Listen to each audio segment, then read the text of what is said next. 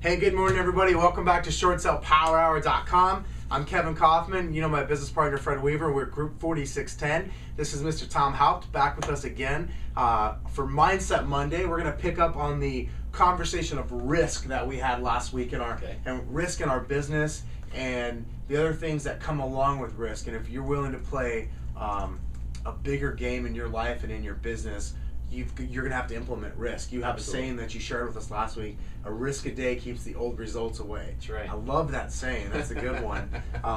So why don't we pick up there? Let's pick up with the risk. Some examples maybe of how people can apply risk into their business. Yeah, so I want to make sure that as an agent, and not just as a short sale agent, but as an agent, somebody who has a business and is running a business, you have a concept or context around the word risk. So a risk honestly for some of you, a risk may be asking that question to that bank employee that I've told you to ask before, that Fred and I have said to ask and told you that it's okay, that you just haven't. Perhaps it's picking up the phone and calling the BPO agent who just did the BPO for your last deal to find out what their opinion of the value is. That might be a risk for some of you. If it's uncomfortable for you to do, the odds are it's a risk because it's outside your comfort zone, not inside your comfort zone. Absolutely. And we talked about that last week around if I continually, from this point forward, this week, if I don't take a new and different risk every day, I'm going to have the same results of last year or worse. And so I need to do things differently. Perfect. And the more uncomfortable it is, it's okay because that's where possibility exists. And that's where you'll get the sale and so forth. Yeah, so and it may be, maybe picking up the phone and, you may realize, hey, I want more listings. I want more leads. And so maybe it's picking up the phone and it's calling more. Maybe it's calling expireds because you've always been afraid to do it. There you go. Perfect example. Maybe it's door knocking or it's some other form of prospecting that you've been putting off because it's uncomfortable to you. So that would be an example of a risk. And when you talk to the successful people, you'll find they are willing to do the things that are uncomfortable that unsuccessful people aren't willing to do. That's a little harsh. No, it's a little harsh. But I'll tell you what, and I won't let you take all the blame for that because I believe in that too. I don't know if you've heard of Timothy Ferriss. He's an author. Absolutely. One of my favorite authors, writes my favorite blog out there. But he has got a quote in his first book, The 4-Hour Workweek, which says, you can correlate someone's success to the number of uncomfortable conversations they're willing to have. There you go. And I love that. There you so go. Risk is a big deal, right? Risk is the doorway. It's the doorway. And I'm writing another book in the near future around on the other side of risk because I'm going to interview. I've done so much research over the years around, well, what is it? I mean, I talked last week about how I followed that one person around for an entire day, and I found out he did exactly the same thing that I was doing and saying. Same thing. I mean, he's old school. He'd pull out his notepad,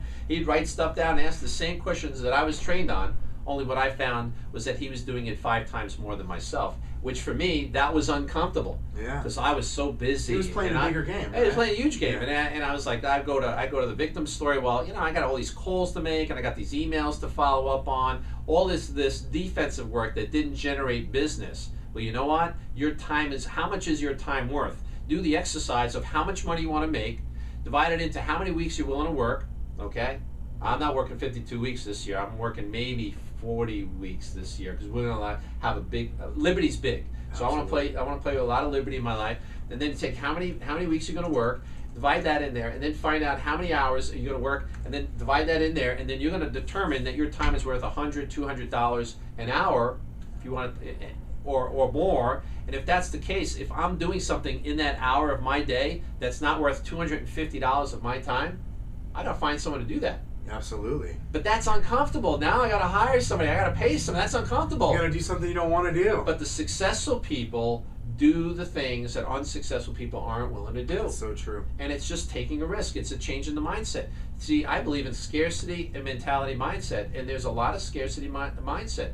There was no scarcity mindset from you. You and Fred said, "Hey, we're going to go big. We're going to take some big risks." And look what you've created. You've been hired, if I'm not mistaken, you've been hired by KW to travel around the country, to do these presentations on short selling, and that was a risk. You would have never had that opportunity. And that's why I say, you got to take the risks live in the realm of possibility, because that would have never been possible if you hadn't taken the risk. So I acknowledge you for that. Well, You and thank Fred. You, Fred too. Hopefully you're watching, Fred. He's watching this one. I can promise. So, so let's talk about this. So I take a risk. Okay, I'm an agent. Whether I'm a solo agent or if I've got a big business, Okay.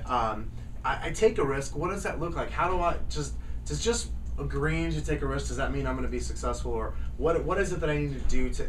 What's the implementation piece? What's Absolutely. the other side of that? What's the how-to? So, everything, there's two sides to life. There's the how-to, but there's the belief system behind it. There's a mindset behind it. There's a lot to do with implementing, and I like to say, look at the languaging you use when you speak to people on the phone, or look at the time management that you do or don't have. Look at what are the behaviors, what are the things that you do. Are you taking an hour and a half for lunch or an hour for lunch, 3 days a week, or you just having a sandwich at your desk because you want to get on top of the calls? Are you making more calls than you normally would? If you're making the same number of calls or less, you're not taking a risk. Yeah. If you're saying what you've always been saying and it's not really working, but you know that there's more out there, then you've got to change the languaging. You've got to improve on yourself as a human being. I have to walk out of my house whole, healthy, and complete in my life, that I feel that I can give, something that I have inside to my clients or to my potential clients. So if I'm having a rough time at the house, the odds are I'm going to bring that into the office. Yeah. So I've got to clean up my home and my relationships. It's all tied in. We're human beings. We're not human doings. So what happens is I've got to have a whole, healthy, and complete as best as I can. And we're always a work in progress, Sure. myself included. Everybody is. And so I've got to do. So if I have an uncomfortable conversation to have with one of my children or with my spouse, maybe that's what I need to do. That's a risk. That's going to create a new and different result. If I still stay stuck in resentment around what's going on at home, then I'm going to bring that into my business. Okay. That's not going to support me. Absolutely, and I completely agree. So let's say, now let me ask you this. I'm somebody I've recognized. I've watched your last third video, and I realize that risk is something I have to bring into my life, but I'm not quite sure how. I'm not sure that I can maybe do it on my own. Is there an accountability piece there that needs to be brought into that? How is it that as a viewer of this show that's just watched you and maybe checked out your website and gone, hey, this book is great. What's something I can do from a risk standpoint? I've now identified absolutely Tom is right. I've got to start taking risks. What's the accountability piece to that that goes along with taking a risk? It's absolutely huge. And what I'm going to do is I'm going to leave that for the next video. Okay. Because it's a big piece. That's a whole other subject. It's a whole other subject. Okay. And accountability is truly, there's two keys to success in life. One, the first key is you got to take risks, and the second key is you got to have accountability. You can take all the risks you want, and if there's no accountability, it's not going to happen. Yeah, that's true. You have to be in a relationship with accountability, and that's uncomfortable for a lot of people. So Absolutely. that's a risk, being held accountable. And we had some fun. We were talking about self-limiting words. We have belief systems. I call them plays that run us. Okay. And we've got to capture what are the negative self-limiting words that come out of our mouth. And so a risk would be to catch myself saying things like but, can't, try, and working on it. I call them the 6 dirty words of personal development. But, can't, try, and working on it. If those words come out of your mouth on a regular basis, the odds are you're struggling or you're living in probability. However, if I eliminate the word but, can't, try, because it's either you get up or you don't get out of your seat. There's no trying. There's no trying. Or working on it. What's working on it? Working on it is just I'll say whatever I can. Smoke and mirrors. Yeah. It sounds good. I don't have to deal with it right now. I don't have to deal with it right now, but it sounds good. If I eliminate those words, and in my book, I have a real great exercise around how you can do that with your family and in your business. I've used it for many, many years, and it really allows me to be very present in my life. And when I'm very present in my life, it's a challenge for me to go victim to circumstances, because I am responsible for the results that I have in my life. And that's a whole nother subject. So I'm going to leave it at that, because accountability is a big piece. We can definitely go into it on the next one. Well, great. Let's do that. So I'll leave it up to you. Cool. So we're going to wrap this one up here in a second. We're going to come back. We're going to bring Tom back next week, next Monday. We're going to talk about accountability. So we know that taking a risk, doing something that feels uncomfortable is necessary.